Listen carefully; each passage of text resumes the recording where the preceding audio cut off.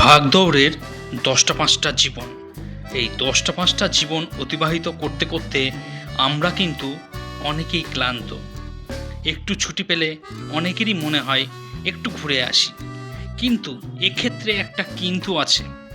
কোথায় ঘুরতে যাবেন, হোটেল কোথায় পাবেন, কিভাবে হোটেল বুকিং করবেন, কিভাবে ট্যুর প্ল্যানটা করবেন, সেই সমস্ত কিছু কেউ যদি একজন করে দেয় তাহলে কিন্তু মন্দ হয় না। আমি ফোন নম্বর অনেক ভিডিওতেই দিয়ে দিই, কিন্তু সেই ফোন নম্বরে টাকা পাঠাতে এবং বুকিং করতে অনেকেই ভয় পায়। তো যার জন্য আজকে কলকাতার বুকে এমন একটি হোটেল বুকিং অফিসের ঠিকানা আপনাদের জন্য এনেছি, যেটি কিন্তু একটি রাষ্ট্রায়ত্ত ব্যাংকের। সেই ব্যাংকে গিয়ে আপনারা সরাসরি সেখান থেকে নিশ্চিন্তে হোটেল বুকিং করতে পারবেন এবং নিজের পছন্দ মতো জায়গায় ঘুরতে যেতে পারবেন। বন্ধুরা, আমি এখন শিয়ালদা স্টেশনের বাইরে রয়েছি। শিয়ালদা স্টেশনের যে 1 নম্বর প্ল্যাটফর্ম রয়েছে, সেই 1 নম্বর প্ল্যাটফর্মের বাইরে রয়েছি। আপনারা যারা উত্তরবঙ্গ অথবা মালদা, মুর্শিদাবাদ, নদিয়া থেকে যারা আসছেন, তারা 1 নম্বর প্ল্যাটফর্ম থেকে বাইরে বেরিয়ে আসবেন। পেরিয়ে সোজা সামনে ফ্লাইওভার আছে, সেই ফ্লাইওভার পেরিয়ে আপনারা কিন্তু অটো ধরে সোজা চলে যাবেন টি বোর্ডে। আমি এখন স্টেশন থেকে বাইরে বেরিয়ে চলে এসেছি। ডান দিকে ফ্লাইওভারকে রাখলাম, ডান দিকে ফ্লাইওভারকে রেখে আপনাদের সোজা এগিয়ে চলে যেতে হবে। সামনে একটু এগিয়ে আসার পর টি বোর্ড যাওয়া সরাসরি অটো কিন্তু আপনারা পেয়ে যাবেন। এই হলো অটো, দেখতেই পাচ্ছেন লাইন দিয়ে সব অটো দাঁড়িয়ে রয়েছে। তাছাড়া এখান থেকে বাসও যায় হাওড়া যাওয়ার। তো এই সমস্ত অটো ধরেই আপনারা কিন্তু টি বোর্ডে যেতে পারবেন। বন্ধুরা, টি বোর্ডে যাওয়ার অটো পেয়ে গেলাম। এখান থেকে অটো ভাড়া 30 টাকা করে নেবে। আপনারা মোটামুটি একটা অটোতে 4 জন করে যেতে পারবেন। বন্ধুরা, আমি এখন টি বোর্ডের সামনে চলে এসেছি, দেখতেই পাচ্ছেন এই হলো টি বোর্ড। সামনে ওখানে অটো আপনাকে নামিয়ে দেবে। ওখানে অটো থেকে নেমে এই রাস্তাটা আপনাদের একটু পেরিয়ে ওই পারে যেতে হবে। রাস্তা পার হয়ে সোজা আপনাদের চলে যেতে হবে। আমি এখন রাস্তা পার হচ্ছি, ধীরে সুস্থে রাস্তা পার হবেন। সামনে এই টি বোর্ড দেখতে পাচ্ছেন, ওইখানে গাড়ি নামিয়ে দেবে। আপনাদের এই ফুটে চলে আসতে হবে। এই ফুট ধরে আপনাদের সরাসরি একটু সামান্য হেঁটে চলে যেতে হবে।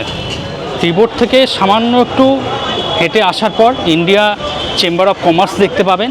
সেটাকে বাঁ হাতে রেখে আরেকটু আপনাদের সোজা এগিয়ে যেতে হবে। কিছুটা এগিয়ে আসার পর ভারত পেট্রোলিয়ামের একটা পেট্রোল পাম্প দেখতে পাবেন। এটাকে বাঁ হাতে রেখে আপনাদের সোজা একটু এগিয়ে চলে যেতে হবে। এই হলো ইউকো ব্যাংক, দেখতেই পাচ্ছেন। বাঁ দিকে এখান দিয়ে আপনাদেরকে প্রবেশ করতে হবে।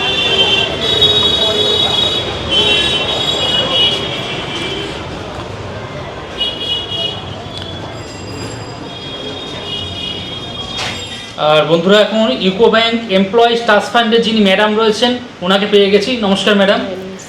আগামী দিনে আপনার আপকামিং কি কি ট্যুর আছে একটু যদি বলতেন মানুষ তাহলে সেভাবে প্ল্যান করতে পারতাম।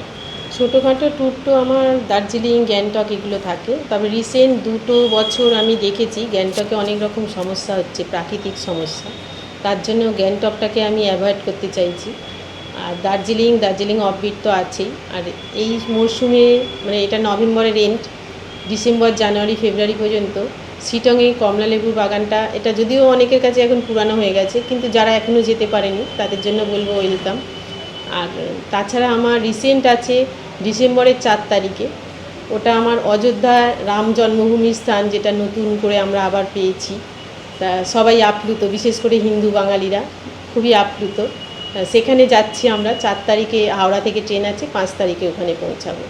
আর ওখান থেকে ঘুরে আমরা লখনৌ থাকবো, প্রয়াগরাজ যাব। প্রয়াগরাজে যেখানে কুম্ভ মেলা সম্প্রীতি শুরু হবে, সেখানেও প্রস্তুতিটা দেখতে পাবো। তারপরে বাবা বিশ্বনাথ ধাম মানে বেনারস, ওটা তো যাবই, ওগুলোও থাকবে আমাদের। এই ট্রিপটা এখন রিসেন্ট আছে। ওখানে এখনও 4-5টা সিট খালি আছে, কেউ যদি মনে করেন রিসেন্ট জয়েন করবেন করতে পারেন।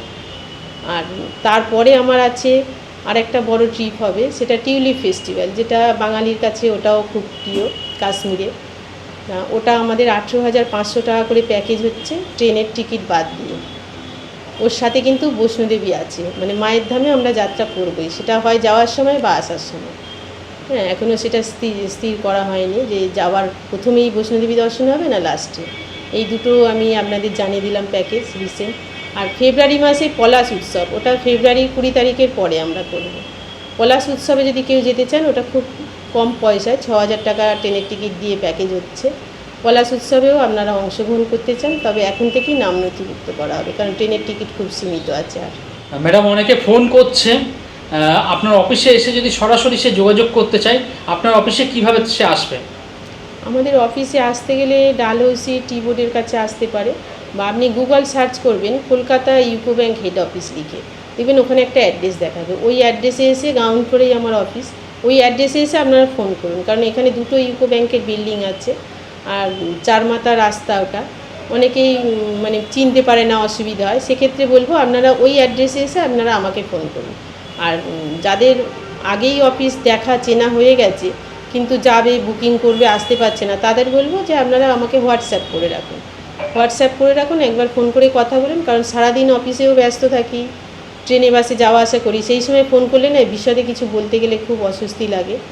হ্যাঁ, ট্রেনে তো বিশেষ করে বাঙ্কারে আমি ব্যাগ তুলে দিই। আমি যেহেতু একদম নর্মাল লাইফ বিলং করি, লোকাল ট্রেনেই যাওয়া আসা করি, সেক্ষেত্রে কেউ ফোন করলে ট্রেনে যাওয়া আসার পথে অসুবিধা হয়, হয়তো আমি বিরক্ত ফিল করি, অপর প্রান্তে যিনি আছেন ফোনের তার হয়তো অসুবিধে লাগে বা খারাপ লাগে, কিন্তু তার জন্য আমি দুঃখিত।